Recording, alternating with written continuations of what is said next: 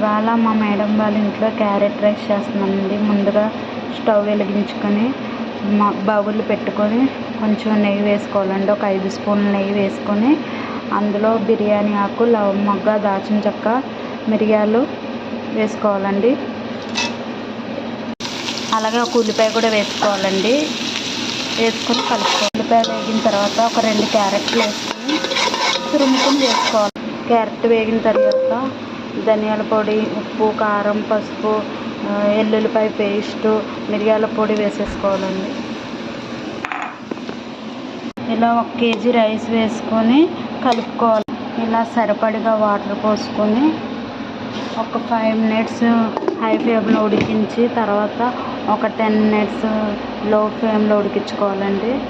అయిపోయిందండి carrot rice. लिया मैंने सवैती క్యారెట్ రైస్. ఒకసారి ట్రై చేసి చూడండి, చాలా బాగుంటుంది. నా వీడియోస్ నచ్చితే లైక్ చేసి సబ్స్క్రైబ్ చేయండి. వెళ్ళొస్తానండి. బాయ్.